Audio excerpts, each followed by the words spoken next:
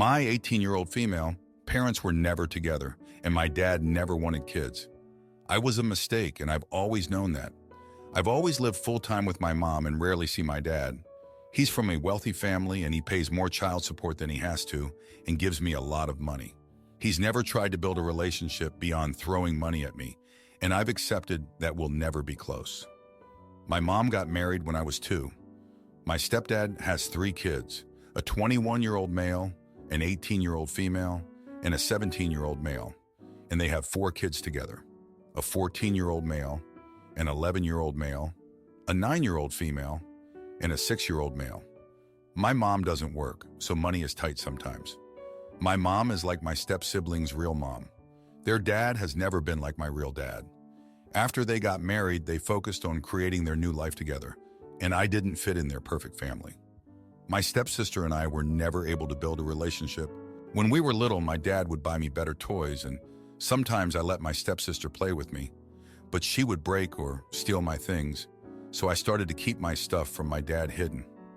We were both too young to know better. Even as we got older, we never got closer. My mom prioritized my step-siblings in very obvious ways, and I was jealous of that. My stepsister is jealous of the things my dad bought me. I've always had lots of new clothes, electronics, and makeup, while she doesn't. She also has 2 loving parents, while I have none. Our biggest fight was when we turned 16. My dad got me a car and threw me a big party. She said some very hurtful things. I now try to avoid her. We're graduating this year. I'm valedictorian and got accepted to my dream school, so I'm really happy. I'm having a big graduation party that my dad is paying for, and he's buying me a new car. He's also paying for me to go to Europe with my friends. I'm moving out, so he's not paying my mom child support. His child support was essential for them. My mom will have to get a job, and my stepsister will have to help take care of the kids. We had a senior sunset last Friday, and my stepsister and I had a huge fight. She called me a spoiled brat who constantly rubbed my fancy things in her face, while she had nothing, and said that it's insensitive of me to leave and have fun in Europe for a month while she's stuck watching my mom's kids. She's my mom now that my stepsister can't be the coddled brat anymore. She said that I should at least share my graduation party with her because she doesn't get one, and I laughed at her. I told her no for obvious reasons. I did say it a bit rudely. She said that I use daddy's money to try and cope with the fact that nobody loves me, and my mom likes her better than me. That hit hard. I blew up on her and called her an entitled person and said she doesn't deserve anything from me after stealing my mom and ruining my life. She started crying and left early.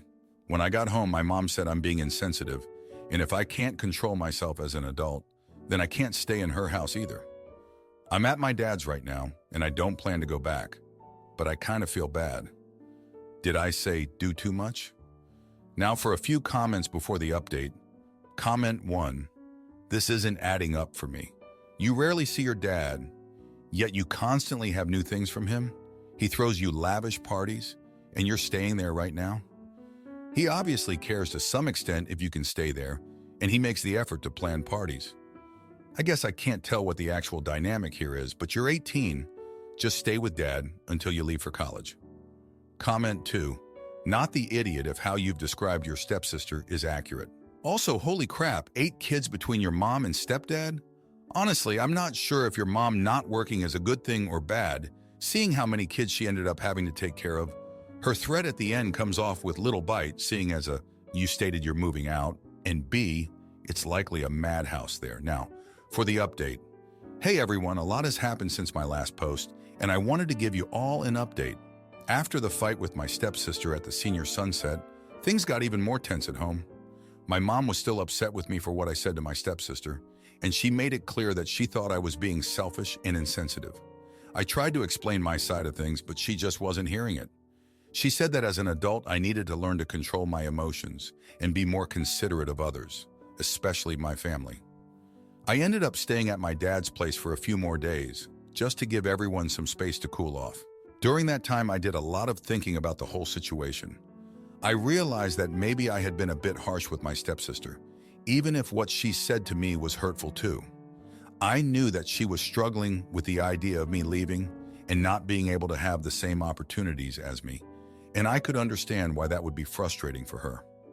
So I decided to reach out to her and try to make amends.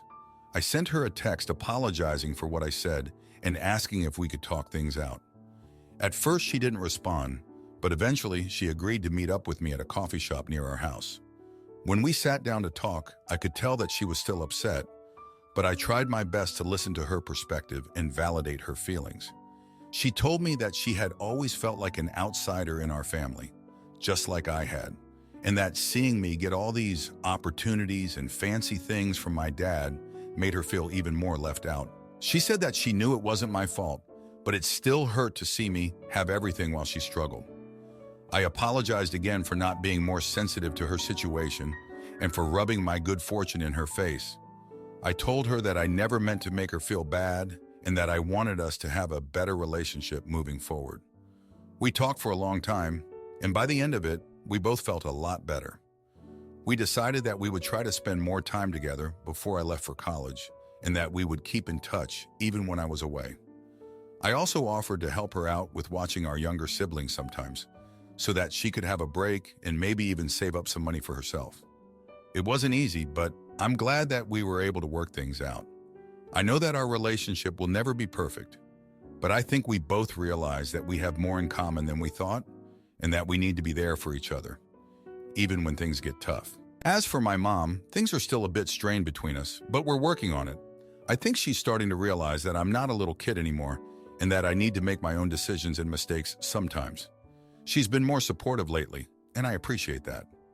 Overall, it's been a challenging few days, but I feel like I've learned a lot about myself and my family. I know that there will always be ups and downs, but I'm determined to keep working on my relationships and being the best version of myself that I can be. Anyway, that's all for now. Thanks for reading and for all your support. Am I the idiot for refusing to drive a child actor to rehearsals because his dad assumed I would? I'm in a production of Kinky Boots at a theater about an hour from where I live. Rehearsals start at 6:30, so I have just enough time to get home from work, let the dog out, eat, and then I'm off to rehearsal. I was brought in a couple weeks late because a female ensemble member dropped out, and the director, who I've worked with before, asked if I would step in. This is community theater, so I'm not getting paid, and am actually losing money because of the long drive. Did not know where the theater was when I said yes, but I committed, so whatever. For those unfamiliar, Kinky Boots has 2 kids in the show who portray younger versions of the leads. They are only in 2 songs, the opening and the finale. The week I start rehearsals, I get an email from young Charlie's dad asking if I would drive his son to and from rehearsals the days he is called.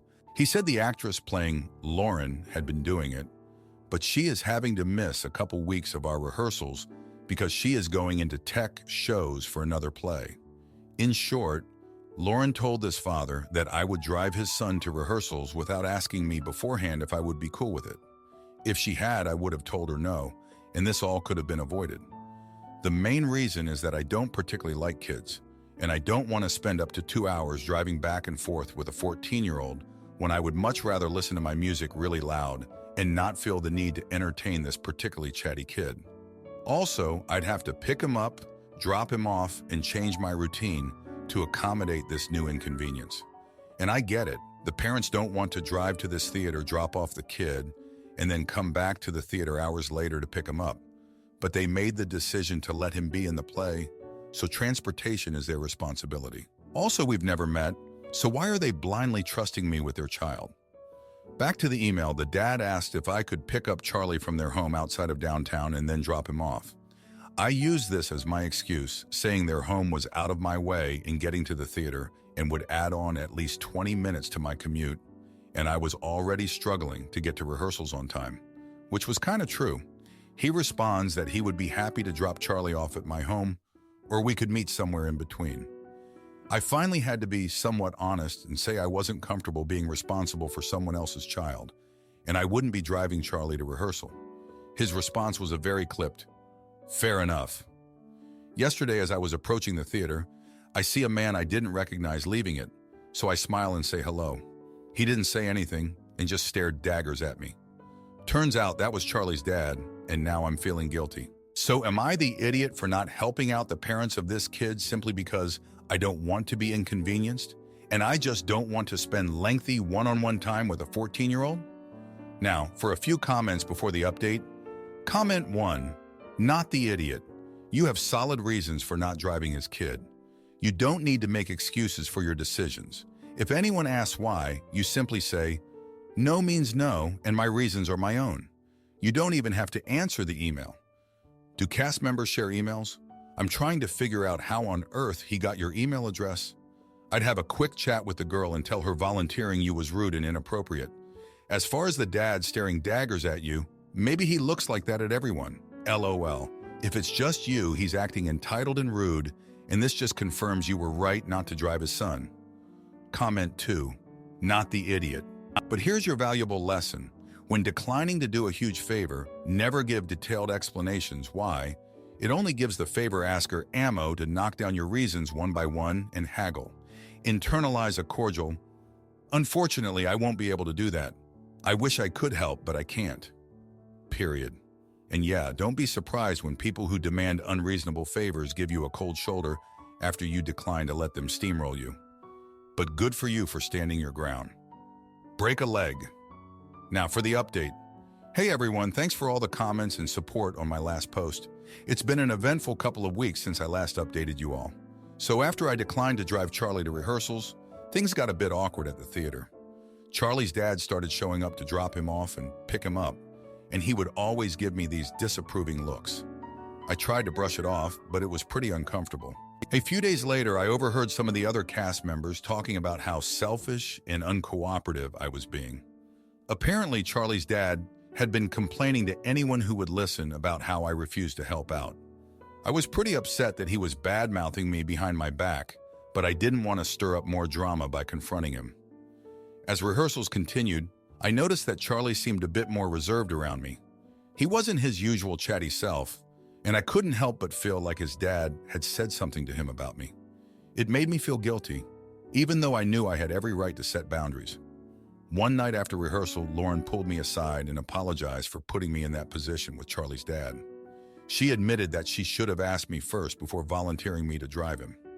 I appreciated her apology, but I couldn't help but feel a bit resentful that she had put me in that situation in the first place.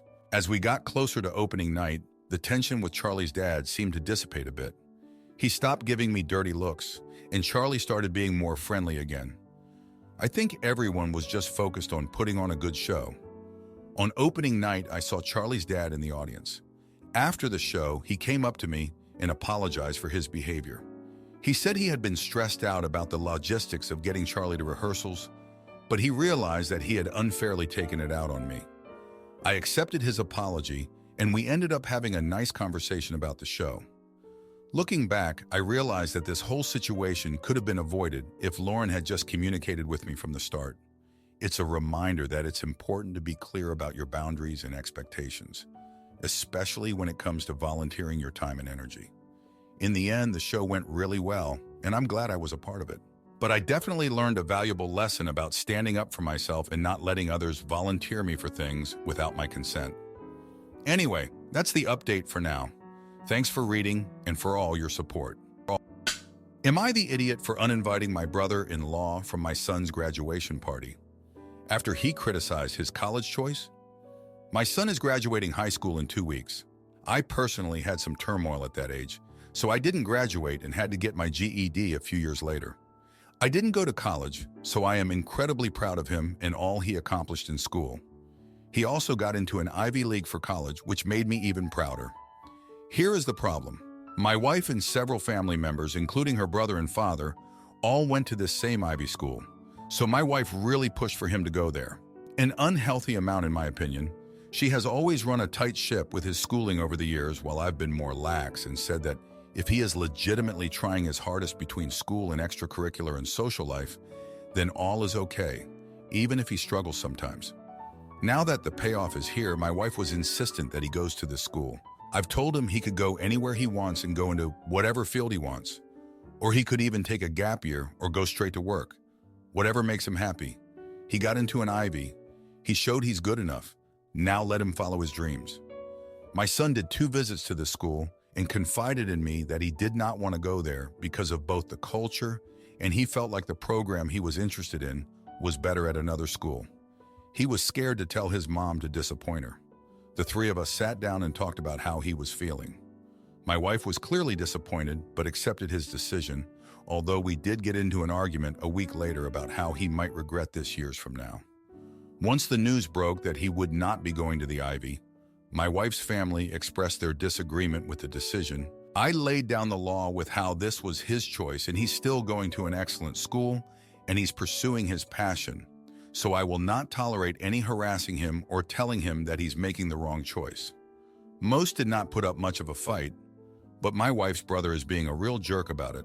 All 3 times that we've seen him in the past 2 months since this all started, he has made comments to my son about how the Ivy is much better and such.